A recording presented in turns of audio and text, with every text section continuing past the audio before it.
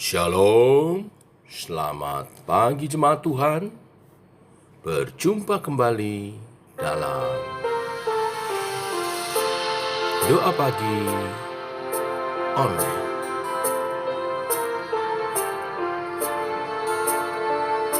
Walau ku tak dapat melihat,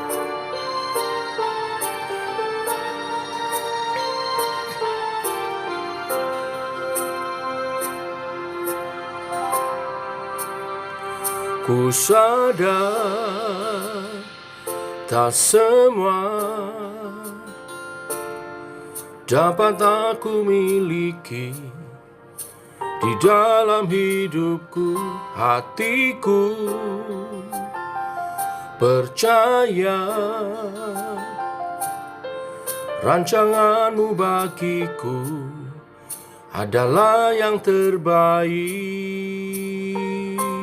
Walau ku tak dapat melihat semua rencanamu, Tuhan, namun hatiku tetap memandang padamu. Kau tuntun langkahku, walau ku tak dapat berharap atas kenyataan hidupku, namun hatiku tetap memandang padamu. Kau ada untukku, walau ku tak dapat melihat semua rencanamu, Tuhan, namun hatiku tetap memandang padamu. Kau tuntun langkahku, walau ku tak dapat berharap atas kenyataan hidupku, namun hatiku tetap memandang padamu. Kau ada untukku.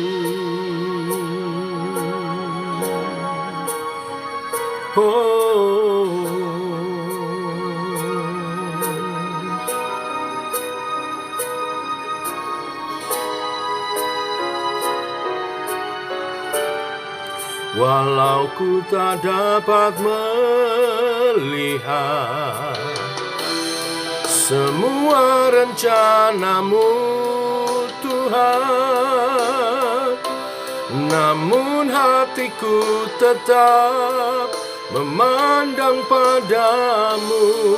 Kau tuntun langkahku, walau ku tak dapat berharap atas kenyataan hidupku, namun hatiku tetap memandang padamu. Kau ada untukku, namun hatiku tetap memandang padamu. Kau ada untukku.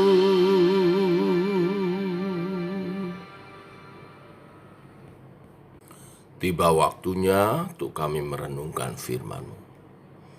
Berfirmanlah Tuhan, terangi jalan kami, tuntun langkah kami. Sebab firman-Mu adalah suluh dan terang bagi langkah kami. Dalam nama Tuhan Yesus Kristus. Amin. Bapak Ibu, kita lanjutkan renungan firman pada pagi hari ini. Yesaya pasal 20 ayat 1-6. Demikian firman Tuhan. Pada tahun ketika panglima yang dikirim oleh Sargon Raja Asyur tiba di Asdod lalu memerangi dan merebutnya. Pada waktu itu berfirmanlah Tuhan melalui Yesaya bin Amos, firman-Nya, "Pergilah dan bukalah kain kabung dari pinggangmu, dan tanggalkanlah kasut dari kakimu." Lalu ia pun berbuat demikian, maka berjalanlah ia telanjang dan tidak berkasut. Berfirmanlah Tuhan, seperti hambaku Yesaya berjalan telanjang dan tidak berkasut 3 tahun lamanya, sebagai tanda dan alamat terhadap Mesir dan terhadap Ethiopia. Demikianlah Raja Asyur akan menggiring orang Mesir sebagai tawanan dan orang Ethiopia sebagai buangan, tua dan muda, telanjang dan tidak berkasut dengan pantatnya kelihatan, sesuatu penghinaan bagi Mesir. Maka orang akan terkejut dan malu karena Ethiopia, pokok pengharapan mereka, dan karena Mesir, kebanggaan mereka. Dan penduduk tanah pesisir ini akan berkata pada waktu itu, "Lihat, beginilah nasib orang-orang yang kami harapkan. Kepada siapa kami melarikan diri, minta pertolongan, supaya diselamatkan dari Raja Asyur? Bagaimana mungkin kami terluput?"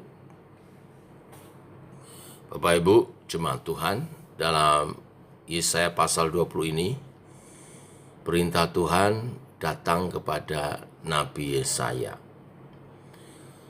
Tuhan memerintahkan agar Nabi Yesaya berjalan telanjang dan tidak berkasut selama 3 tahun.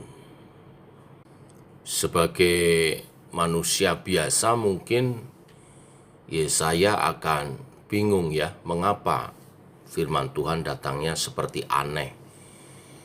Suruh jalan telanjang, tidak berkasut selama 3 tahun.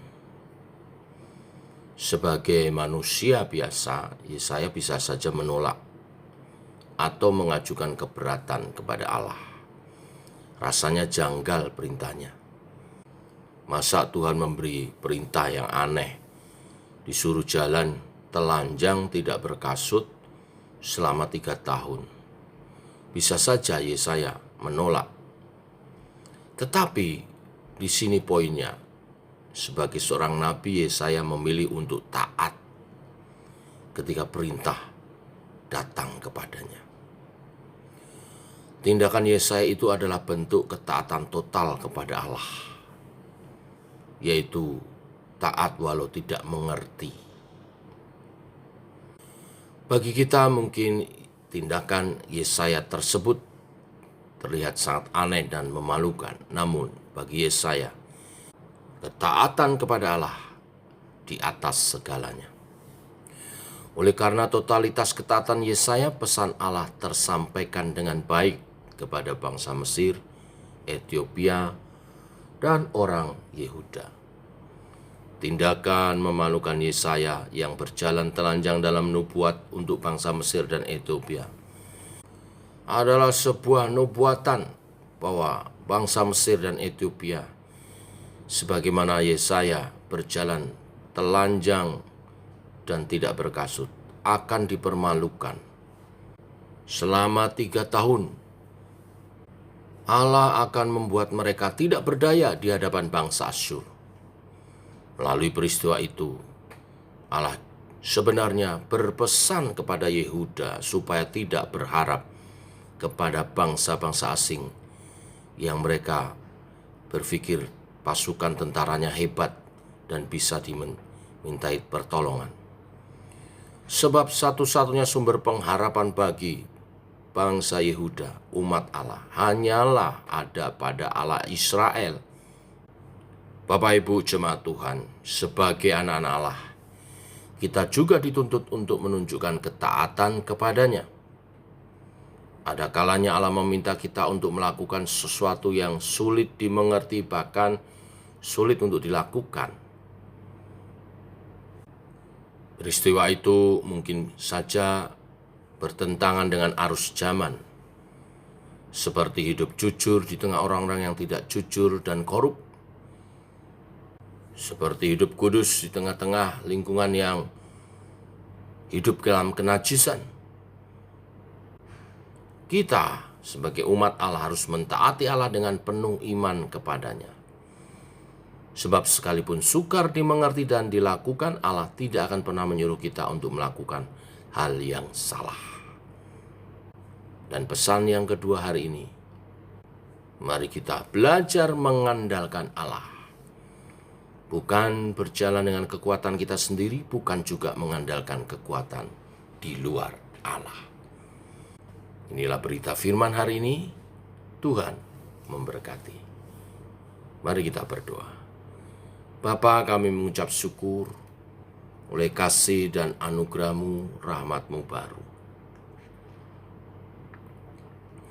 Melalui kebenaran firman hari ini kami diingatkan untuk belajar taat total kepada Tuhan. Lalu kadang perintah yang datang sebagai hamba-hamba Tuhan terlihat sulit dan aneh mungkin, tetapi kami harus belajar taat. Dan yang kedua, supaya kami tidak berjalan dengan kekuatan kami sendiri atau mengandalkan kekuatan di luar Tuhan. Pertolongan kami hanya datang dari Tuhan, pertolongan yang sesungguhnya. Maka kami mau belajar mengandalkan Tuhan, bersandar kepada Tuhan, berdoa kepadamu Tuhan. Tidak mengandalkan kekuatan kami, harta kami, relasi kami, orang-orang yang mungkin kami lihat kuat, tetapi tidak ada seorang pun di muka bumi ini lebih kuat dari Tuhan. Dan segala harta yang ada di dunia ini ada milik kepunyaan Allah. Sebab itu kami mau belajar taat dan mengandalkan Tuhan. Allah Roh Kudus, tuntunlah kami bertumbuh dalam iman percaya yang demikian, yang taat dan mengandalkan Tuhan. Ini doa kami menyertai sepanjang hari ini perjalanan hidup kami.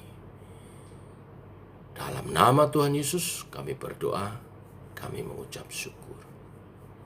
Amin. Demikian Bapak Ibu doa pagi kita. Selamat pagi.